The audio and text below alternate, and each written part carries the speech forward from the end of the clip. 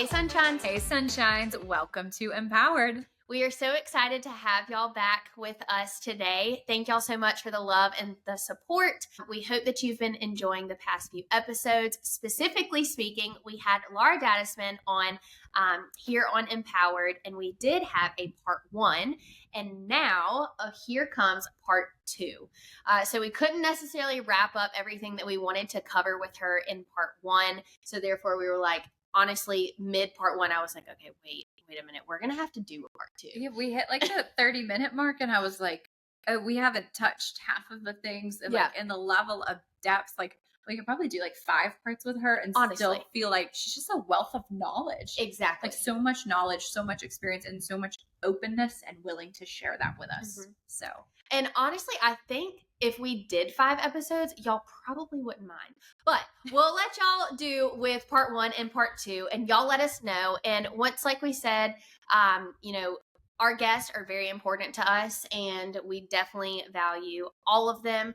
But this one, we are glad to knock it out of the water, and we hope that you all think so too. So enjoy this episode. We look forward to hearing from y'all, and we'll see you next time.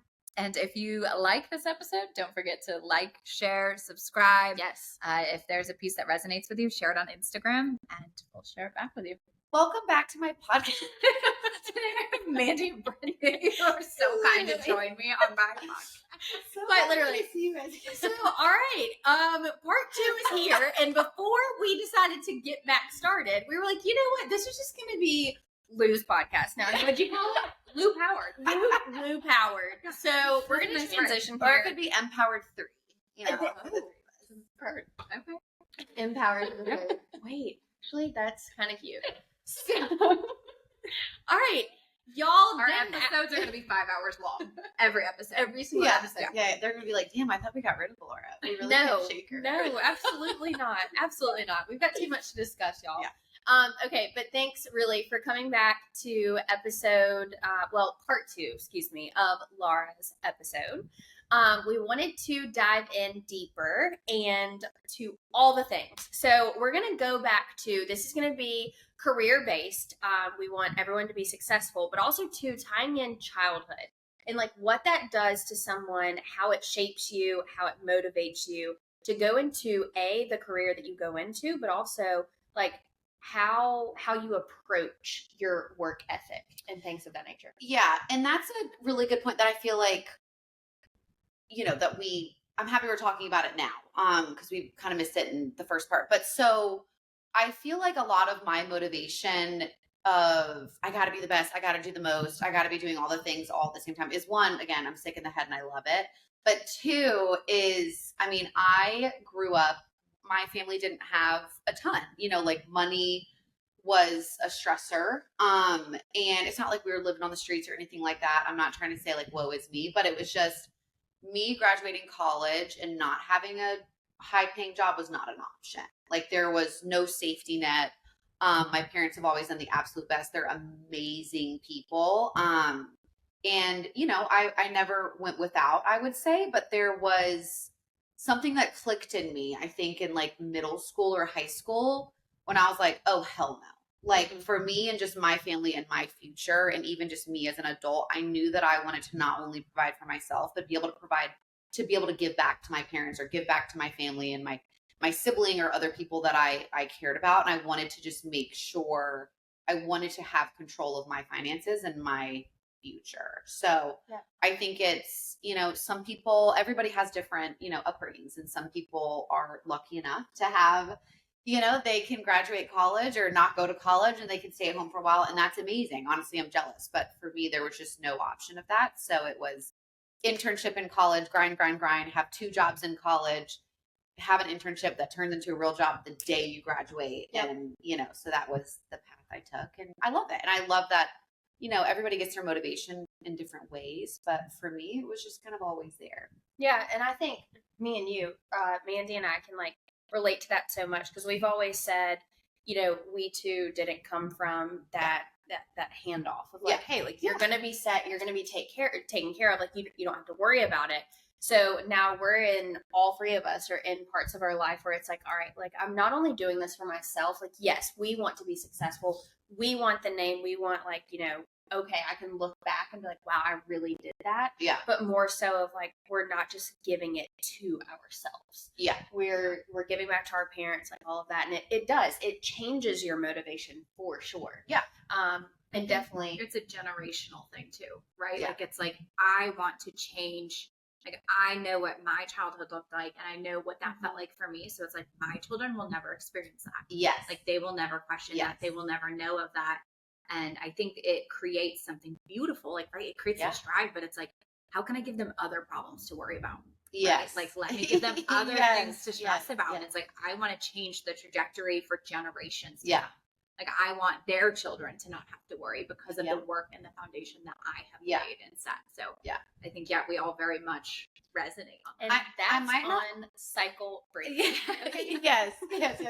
But you know what? Now that I'm thinking about it, maybe I'll lie to my kids and be like, "No, we're hurting, honey." Like, because I want them to have the same fire that I have. I'm like, motivation. maybe I won't tell them to like 18 or maybe like 25. Be like, actually, you can kind of take your foot off the gas.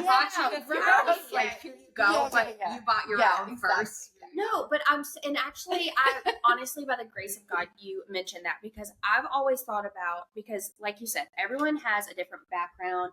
They have different upbringings, but when you think about it, while yes, we very much so want to break cycles and we want to show our children like, hey, you don't have to, I don't know, live paycheck to paycheck or worry or stress or like moms not eat dinner for their children to eat dinner, like all of that.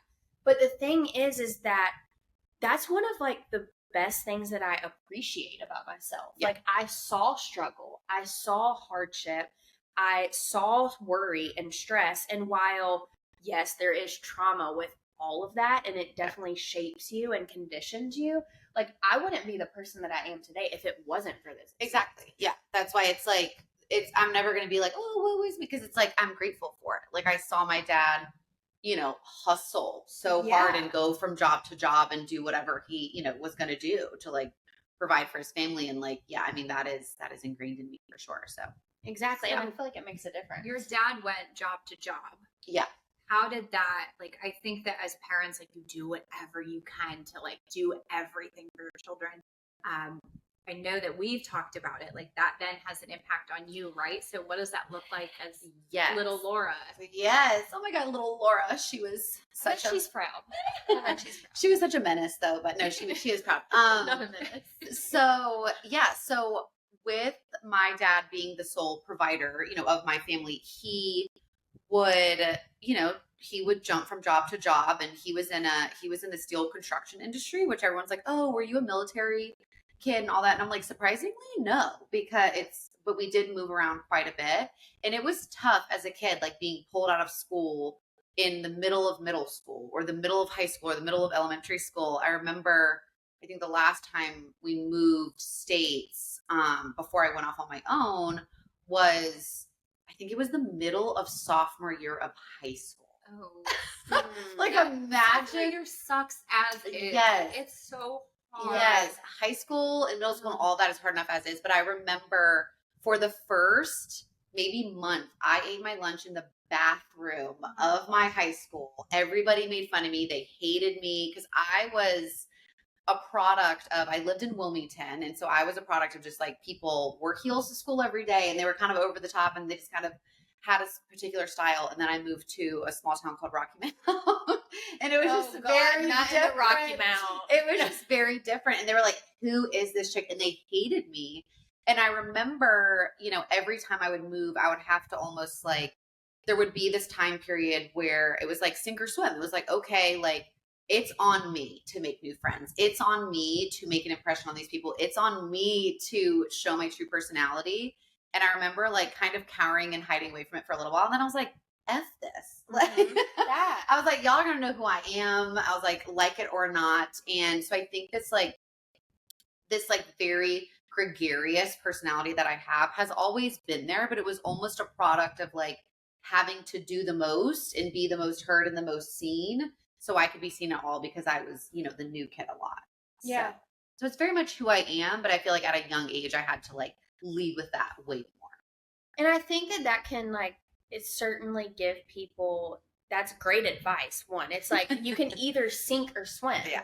And while, yes, it's intimidating. Yes, you're anxious. You're like, oh God, is this person going to think I'm weird? Are they going to judge me? Are they going to do this? But like, am I going to add it? Right, exactly. But also too, you mentioned like you nearly had to conform to like each new place that you went because, you went from wearing like, nicer clothes to school and like heels and stuff to another place. Well, and it's so funny, and sorry to cut you off, but that's just a good point, because I remember sitting there thinking when I changed schools, I was like, wow, this is not the vibe. Like how I dress and how I hold myself and how I felt comfortable was not the vibe. And again, I cowered for a little while, and then I adjusted. Yep. And I said, and I wore my heels every single day. And you know what I got at the end? Best dressed, honey. Senior year. I continued to wear my heels, and I had all this bedazzled everything. Someone actually found like old pictures of me from high school and put it on TikTok, and I was like mortified. Wow. But wait, someone did that to me too. Like after the show, they were like going through old yearbooks. Yes, here's my nails, and I was like, it was someone who like currently goes to that school. I was like, no, yes, it wasn't even like someone I went with. Yeah, I was like, wow. What in the? But anyway, wait, that's cute. Yeah. That's so cute. all my funky outfits were out there, but it was just a learning. I think it was a big moment like in my life is where I was like, I am who I am, and if I'm not proud of it and I don't show people that I'm not proud of it, then they're gonna make fun of it, they're not gonna accept it, I'm gonna be an easy target. And it's kind of like like having to either sink or swim, but also conform to what it was or be myself. And once I I was like, no, this is who I am. And that's hard to do when you're in high school, at a younger age, when you're like, who am I? Like, you what? Know. Yes. Yeah. But it's so good though. And like the message here is that you like be proud of who you are. Yeah. Because if you are not, I was actually having a conversation with Kenneth, actually. Sorry to speak of a man on Laura's podcast right now. How dare you? But truly, I was talking to him about like, just social media and like how it can be super intense. Like, if you're not proud and you're not speaking up, people will leech on you as if they're a leech, Yeah. And so that's such great advice to be like, if you are a good person and like you do have a wonderful personality, you have a loving heart, like stand in it, stand on business, be in it, because people will in fact gravitate to you. 100%. Yeah. So you said something really interesting, and my like gears went turning. You said like, I have this ability to conform. Right. And we know you're a sales queen. So I'm like, oh my gosh, it's her ability to conform. And I think a lot of us, like, we go through these really difficult things in our childhood, right? And we're like, oh my gosh, like I learned this terrible coping mechanism, right? Like working there in therapy, all of the coping mechanisms I learned. And I'm learning like how those then apply and like how I can leverage them as opposed to letting them kind of control me. Yeah. I'm wondering if your ability to conform helps you in your sales career and has helped you be successful. You know what? That is such a good point.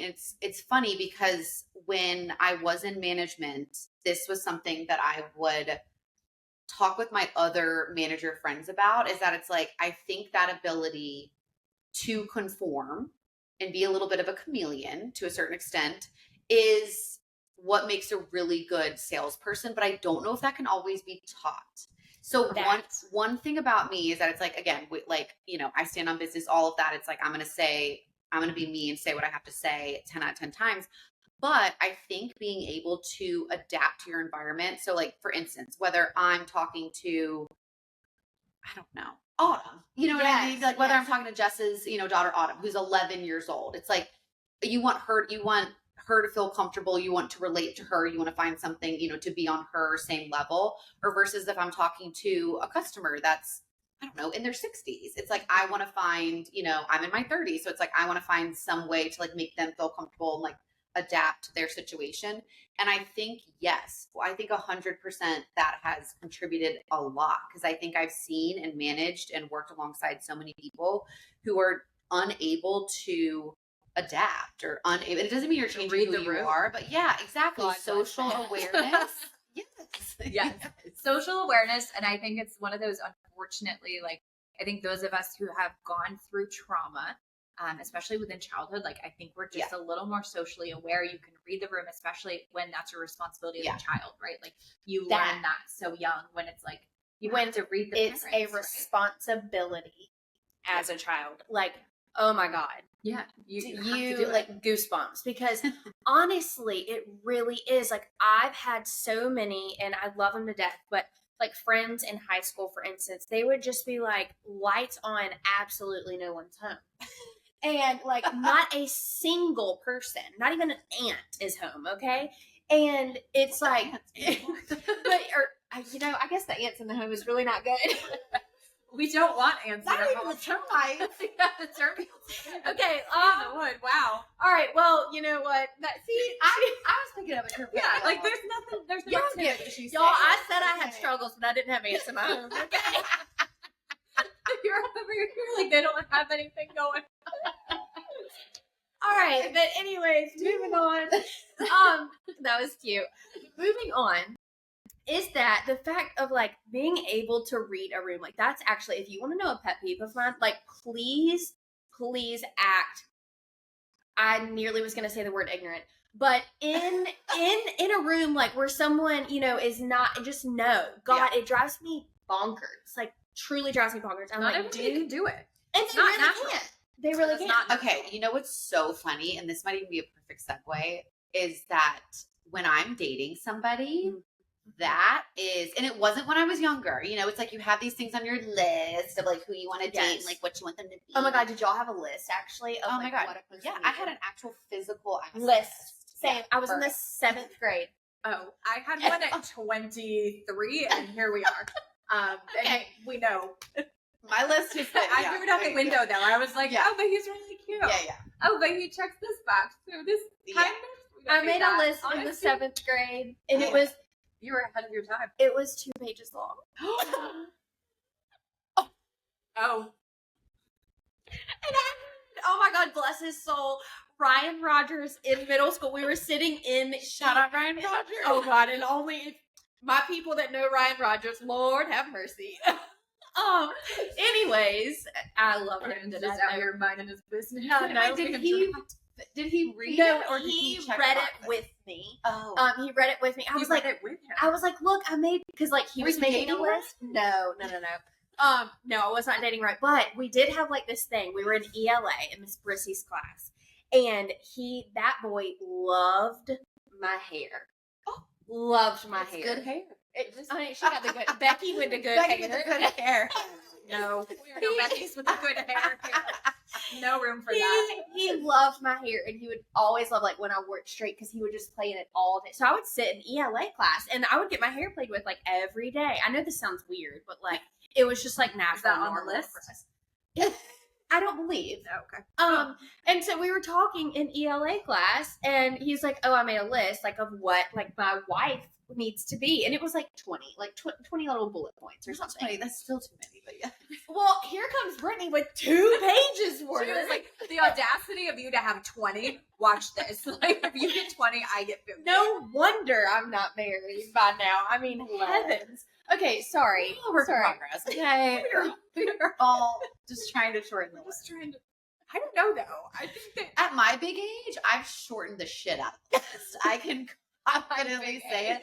But okay. Let me rephrase that. I haven't shortened the list. I have prioritized the list. See, that's beautiful. Yes. So beautiful. Yes.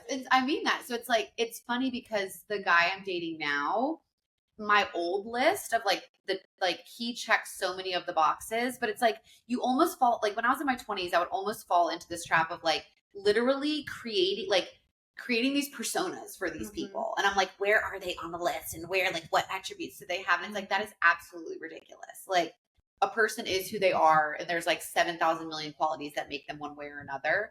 But it's just, I think, again, in my big old age, is that I've figured out what are the priorities. Not everybody's going to check all the boxes. Right. Not everybody's going to, not all 2 pages. Not all 2 pages. if they check all 2 pages, they're not real. They're not real. Yeah.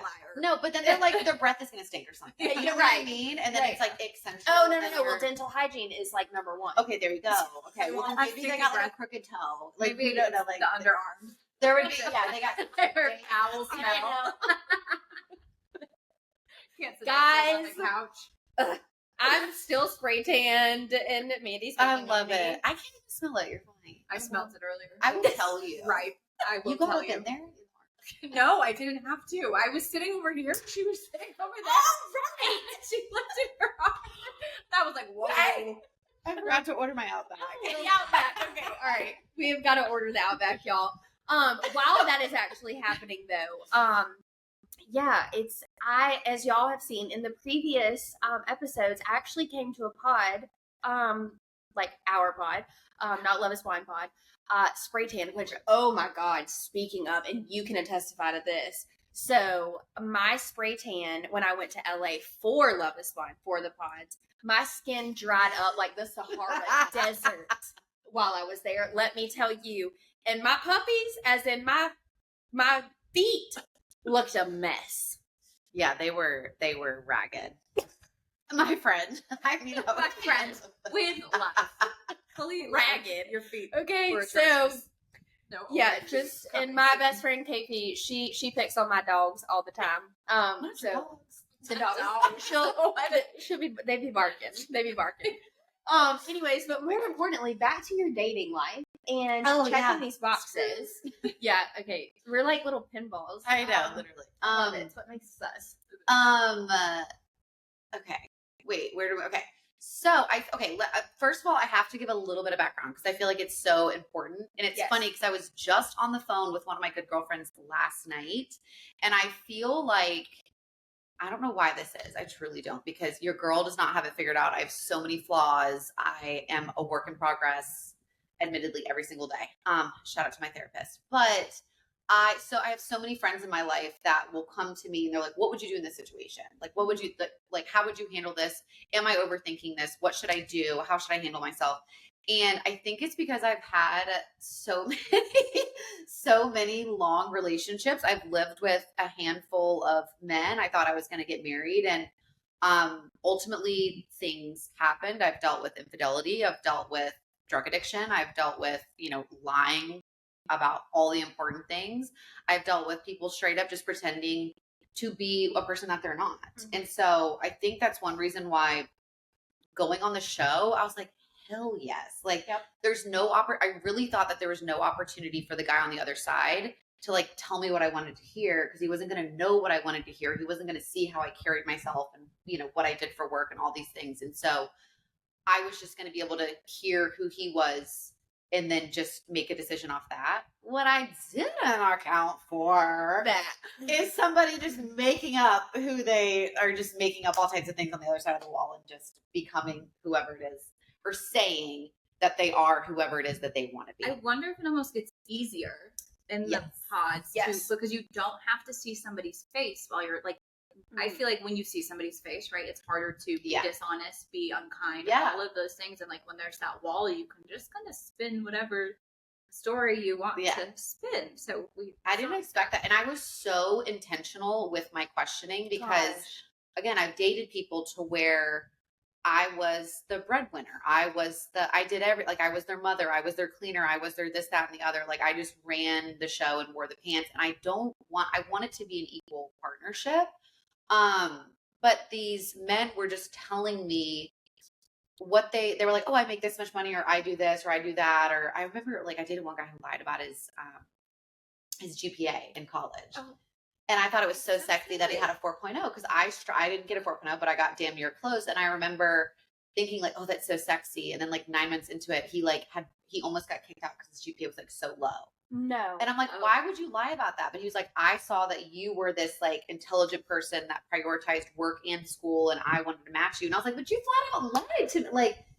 Like you can't. So that has happened to me in so many different circumstances that I was very careful in the pods to not answer the questions first. You know what I mean? Mm-hmm. Like, I was like, I'm going to give all these men the space to answer the questions and just hopefully, honestly, just tell me who they are, and then I can decide, if they're a good fit for me, and they can decide if I'm a good fit for them. That's actually a really good way of approaching that. Like, really, I thought I had it figured out, girl. I was like, and I feel like people in like casual dating too, like that would be, I don't know, change it up a little, because I mean, speaking of sales, like dating is nearly like you're pitching yourself out. Like, okay, tell me about yourself. Tell me about what you do, yada, yada, yada. But if you allow the other person to like talk and be like, okay, like then I can decide for myself if this is the right person for me. Not them having to persuade me that they're the right fit. Yeah. You know? All comes back to integrity and sales as well. Like, if you're not the right fit, it's not more important to have a bad sale. Like, right? Like, and I'm so queen of this. I'm like, okay, you've spent this much time, you have to sell it. Like, you have to, like, I'm such a saleswoman. I'm like, look, I'm perfect. And I'm like, no, I really don't like anything you stand for, your morals, who you are. Like, then you're not, like, you're a bad fit. Yeah, so not a good fit for my product. And then if you just make the sale or just jump into the relationship or lie about who you are or what you have to offer, and then later down the road it's not going to be the right fit long term. So one of my favorite dating days in the pods was I journaled about it the night before, and I was going to reverse sell myself. And I think I told you girls in the lounge, but so, because I was just thinking, I was like, all we're doing is talking about all the great things about each other, and like, this is what we do for work, and these are our friends, and and I'm like, I have so many flaws, and like, I wanted to lead with the flaws. You know, it was the coolest thing that you did. I love that. Wait, taking notes. Like, I think that's such a, like, so often, like, we want to sell us, right? Like, we want to pitch this, and it's like, then people feel bamboozled because they got this, like, dishonest or got the best version of you. And it's like, I want you to accept my flaws and love on those as much as you love on the wonderful. And I didn't want them to be a surprise. So it was like, you know what I mean? It was like, you were getting engaged and making a commitment. So it was like hyper escalated.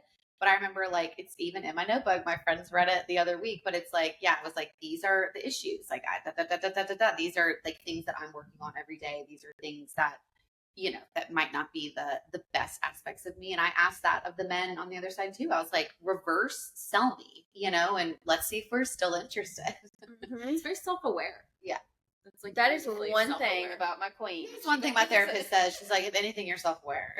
Right. Pause for a moment. You have been so, like, wonderfully open and promotional about, like, I've been in therapy for the last 5 years myself. Like, I love it. Therapy and proud of it. It's slowly becoming, like, more socialized, right?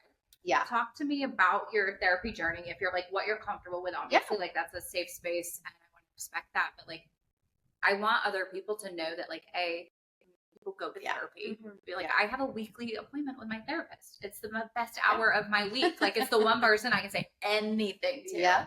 And, like, it's all good. It's totally fine. Talk to us about your therapist. We're going to derail. Oh my gosh. I'm obsessed with therapy. I think that, again, taking it back to the Virgo, I'm very type A. I'm very much a perfectionist. I don't like that term, but I sometimes can't think of a better way to put it. Like, I am always thinking of, like, how can this be improved? How can, you know, this be better? How can, like, and it can be annoying. It's annoying to me. It can be annoying to others. I'm, again, very self-aware about it. But it's like, I originally went to therapy several years ago because we're all kind of a product of our upbringing and, like, our environments and our relationships. And I had been through so many relationships that had ended terribly. And ultimately, again, there was a lot of misleading, lying involved, infidelity, whatever it was. But I wanted to go do the self-work to see, what role am I playing in these relationships not succeeding? Like, what can I, like, how can I want to be in a successful relationship, or I wanted to be in a successful relationship? I mean, at the end of the day, everybody does. And I knew that there was things that they specifically did that contributed to it not working out. But I knew there had to be things that I could improve on. And since then, I mean, we've done inner child work. I meet with her every Thursday. She's the best. And she's helped me through being single and, you know, multiple different relationships. And I think therapy is just such a good way to, like, connect with yourself and learn about yourself. Doesn't matter how self-aware you are. If you think what you know, but until you have an outside person saying, you know, interpreting a situation or interpreting actions, and an unbiased person. Like, I remember she said something to me last week, or no, Thursday, actually. Damn, like, that's good. I was like, I didn't even think about that. So when I take notes, I'm like, thank you. I was like, absolutely. And she checks me. Yeah, she's like, Laura. I'm like, you're right. So I'm like, yeah. So no, I'm literally pro therapy, pro mental health. Yeah, we could get into a whole separate episode And about that. I think that the reason why it has such a negative stigma is because people think therapy, oh, you have a problem. Therapy, you're broken. Yeah. Therapy, you went through something that you need to be healed on. Yeah. While that is very much so, yes, like I want to be healed. I want to like help myself, all of that. I think those that go to therapy are probably the most strongest, and they're aware and they're getting advice, but also too, they're humble, they're mindful. They're like, okay, I'm needing this, and I'm not prideful in myself of like, I can accept help. I can accept constructive criticism of like being better and improving. 1,000%. If you have a question about going to therapy, baby, go. Go. Yeah. I think it's like it equates to a high EQ too, right? Like if you're going to take that willingness to learn about yourself and your flaws, like you're literally going to walk through all of your flaws. Like I go to therapy to stop repeating cycles. Like similar to you, I'm like in these same cycles of dating the same kind of humans. And I had this moment of like, I'm choosing this. Yeah, exactly. Like, how am I contributing to this? It's like, Mandy, you're choosing to make more choices. Because it's not always the other person. It's not, no. And it's like, but also, even if it is the other person, like, you chose that person. Mm-hmm. What does that say to you? And it's like, there's so much deep inner child stuff that, like, then comes out. And, like, if you don't address it, like, it gets a little crazy and it gets rampant. Yeah. And I'm like, I would love to address that now. So then at 30, 40, 50, like there are other things I can be learning about myself. Exactly. Like, I've done that like foundational work, and there's so much more to be learning. So, and that way it's like you have, like, if you do the self work, it's like, then you know exactly what you're bringing to a relationship. You know what I mean? Like the good, bad, and the ugly and all of it. And as opposed to like bringing these burdens onto somebody else. And I remember in between the person that I dated before I went on the show, like a year or two before, I remember at the end of our relationship, I told, it was a deal breaker. I said, you have to go to therapy. There was so much trauma that he hadn't dealt with and he hadn't worked on, and it was coming out in all these terrible ways. And then, I mean, it ultimately didn't work out, and that's fine. But it's like, I remember when I got back into the dating scene, I was like, that's like going to be a prerequisite for me. Like, if you haven't done the work, like, I don't care how like amazing your childhood was. It's like everybody has things or goes through things, or like, I just think we can all improve and just be more self-aware and more mindful and do that self-work. And you then enter a relationship. I think the chances of that relationship being successful are so much higher. So absolutely. The guy I'm dating now has been in therapy for a while, and we love a self-aware therapy king. Is there a filter somewhere on these like the dating screens? I met him in the wild. Out in the wild. Therapy man in the wild. What coffee shop are you going going like to? a poisonous dart. Like, I saw him running by him. Just kidding. But no, I met him through friends of friends. A couple months after the show, and it was the poor, I mean, maybe he'll watch this, hopefully not, but I've kind of put him through it, because I called my wedding off in May, and you know, the show boils it down to a very much like, it was the love triangle, and that was it. It was a real relationship. My family was involved, my friends were involved, my heart was involved. You know, hindsight being 2020, everything absolutely worked out the way that it should. But in the moment, I still had a wedding that was being planned, that was called off. My life was going this way, and it was drastically altered. I wasn't like, oh, I'm going out on the town and I'm going to meet some men. No, I was like, I'm having the best summer with my girls, with my inner circle, with my people that I choose to have positive energy around me. And that's it.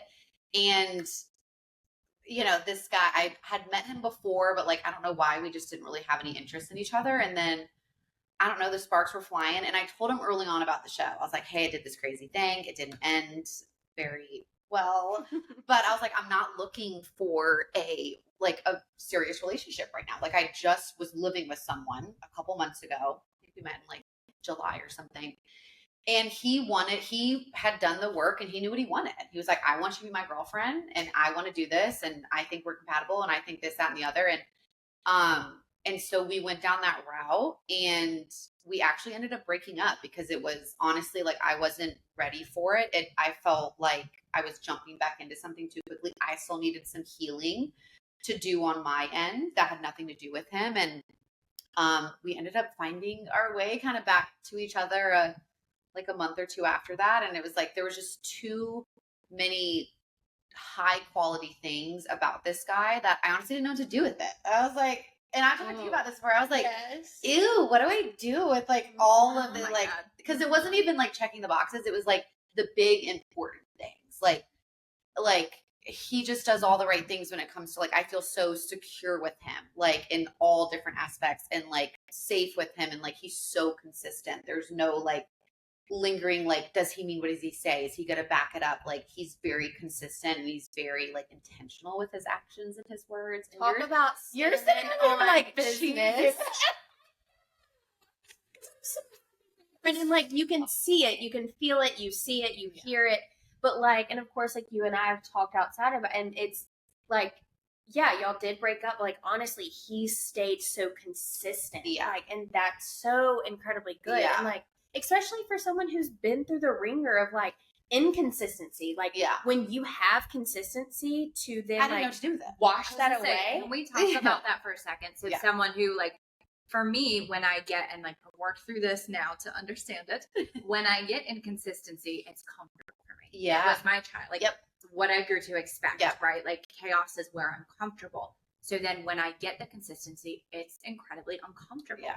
And I imagine that there are so many other people, like women, men, like who come from that like really traumatic, either childhood something, trauma, and then come into a relationship, and then they're looking for these things. For you, the transition from like chaos to then calm, consistency, how did you accept it and like find yourself honestly in it? Therapy, because I didn't understand. I had never had someone be so consistent. And I was very vocal about this on the show and with my fiance on the show and like other people I've dated, is that it's like, I've had to be everyone's mother, caretaker, planner, financial advisor, bank, like their maid, their cook. I just have had to be their mother, and I've had to take care of them. And it's, again, it was like, why was I picking these people that I didn't realize? You're a good mother. Yeah, I didn't realize. But then I had this person in front of me, the guy I'm dating now, to where I was like, he's his own person. He's like, he doesn't need anybody. He's more clean than I am. Like, he has his shit together. He's hella motivated. Like, he's just a well-rounded grown up. And I hadn't been with somebody like that literally ever. So I didn't know what to do with it, or almost where I fit in. And I kept saying for years, all I wanted was an equal. So now I had this equal person, like, you know, right next to me in life. And I didn't really know what to do with it, or like where my position was in that relationship.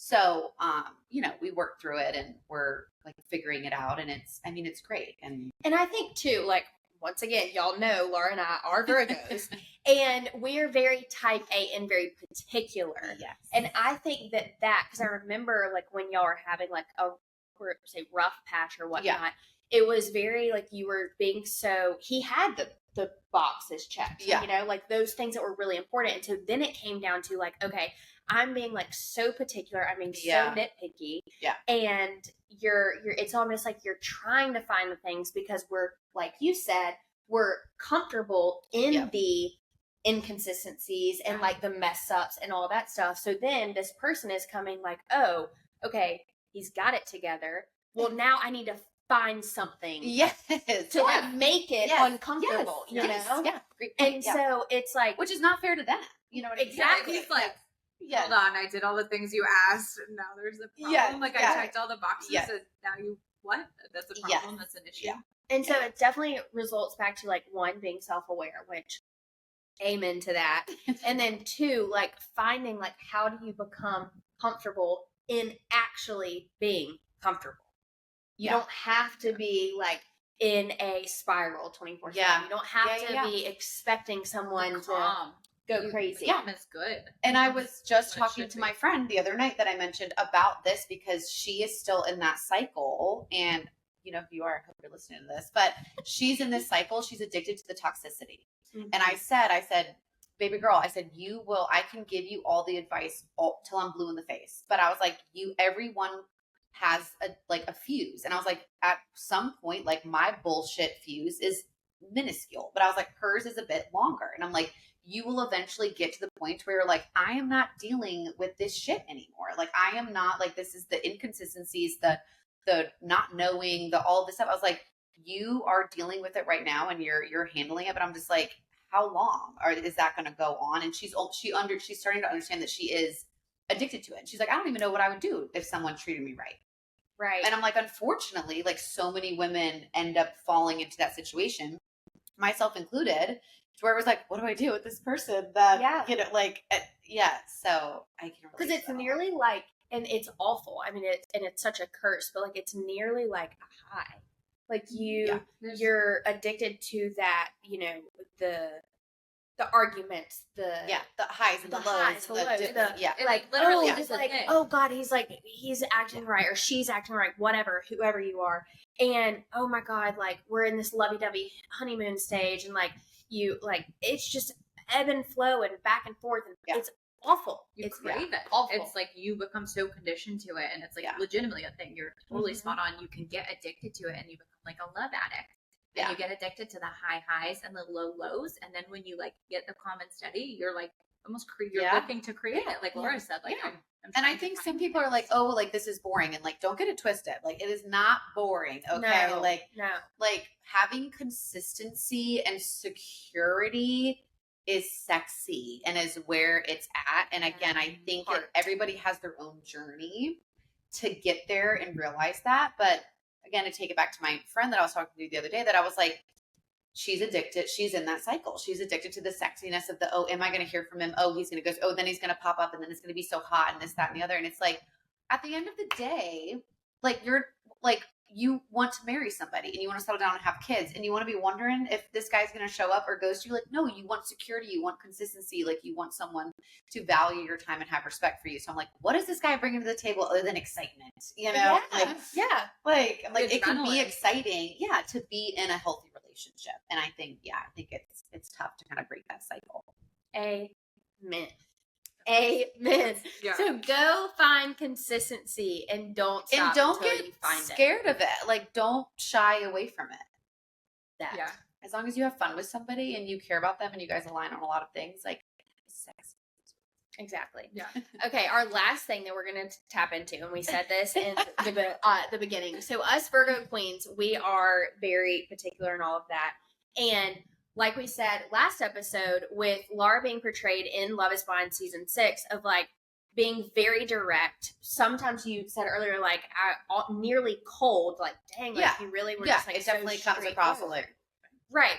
I do want to talk about like, you know, setting standards is a good thing. There have been a lot of times where people are like, oh, your standards are too high. Or your standards are like, no one's going to meet that them. pisses me off. Or blah, blah, blah. And it's like BS, because what do you want me to do? Do you want me to lower my standards and accept less? Well, it's like they're mine.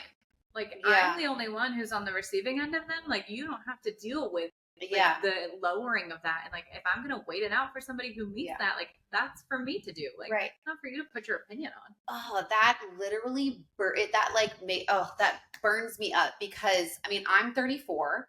I'm not married. I'm technically single. I'm absolutely in a relationship, but it's like, there's been no part of my 30s or even late 20s where I'm like, oh my God, I'm freaking out. I have to like pick somebody. But I think it's because I think there's so many women and men. I think there's just so many people to where society has put this like, oh, you have to have it figured out by a certain age. And like, you have to lower your standards at a certain age. Like if you don't find it by this point of time in your life, then you're going to have to cut corners.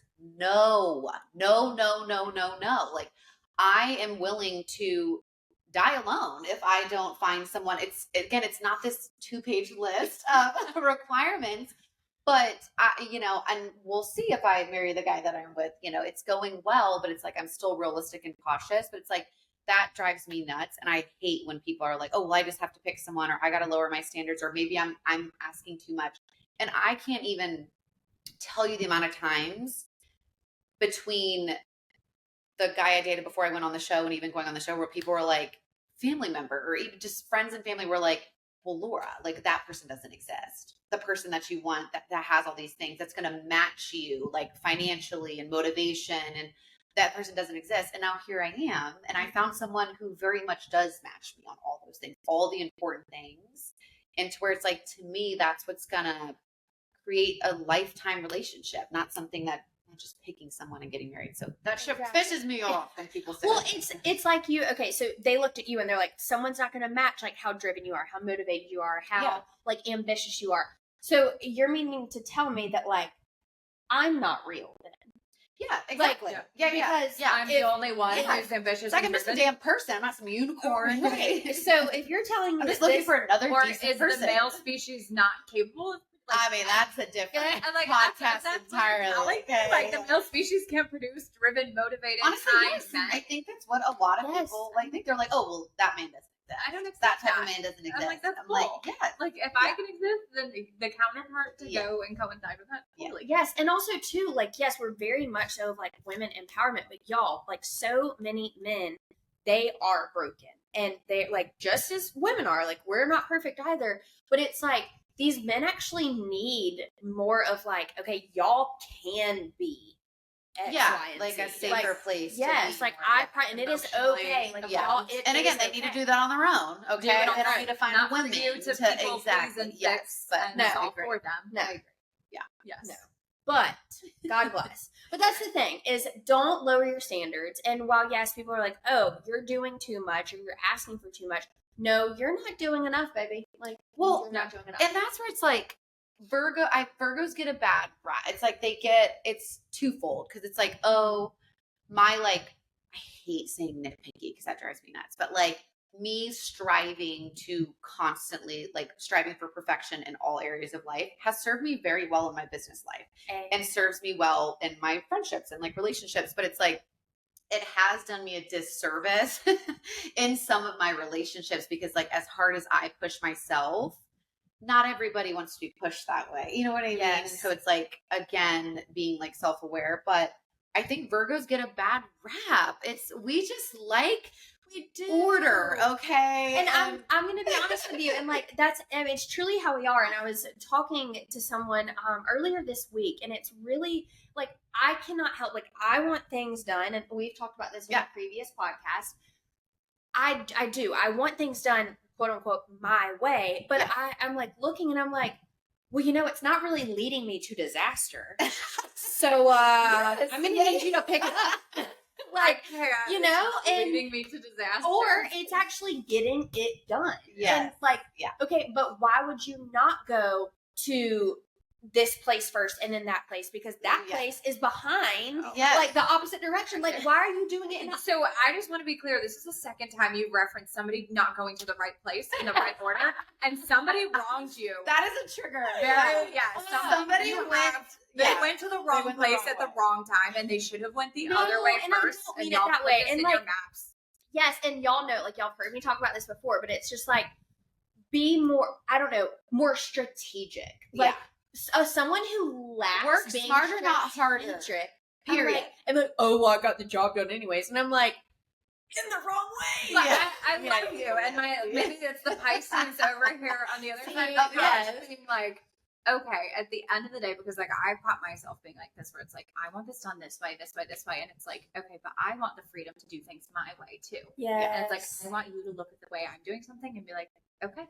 But when your way is just the best way, right? No, but when you've been with a partner who's very much like my way is the best way consistently, like you start to take on this, like, okay, nope, it's not like it's probably exhausting. I'm sure it's exhausting. Right? Yeah, it's like I know I'm an intelligent human, right? See, like, and that's where I need know the therapy. I'm so intelligent. Yeah, it's like it doesn't feel good to be on the other side of that. So much love to the two of you. No, but I'm like a part of that because it's like you're always going to be doing the wrong thing. Yep. You're going to second guess yourself. You're not going to have confidence in the relationship. You're going to feel like you're not measuring up. You're not going to feel like you're measuring up. And then it's also like, you chose me because you know I'm intelligent. Trust in that. Yeah. Like totally trust in that and know that you are capable of choosing a partner who's intelligent enough to do things like to make their own decisions. It might not be as perfect as you, right? Like, don't worry, it will never be as perfect.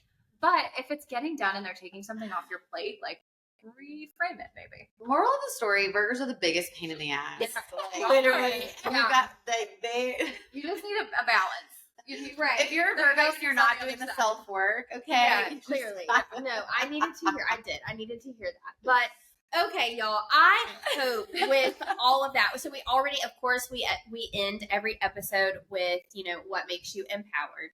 I think that you all can tell now even more so of how much and how valuable this lady is here. So thank y'all for coming back for episode 2 of Laura's. Lou Powered. It's a Lou Powered. Lou Powered. We're so happy you joined us this week on Lou Powered. Be on the lookout for new branding. Brittany and I are going to just crop ourselves out. Lou Powered merch coming soon. Yes. Big rocks with open Lou shoes. Something. We got it. We're going to Lou shoes. All right, sunshines. Well, we appreciate y'all. Be sure to share the sunshine. Wow, that was a tongue twister. We love y'all, and we'll see you next time. Bye.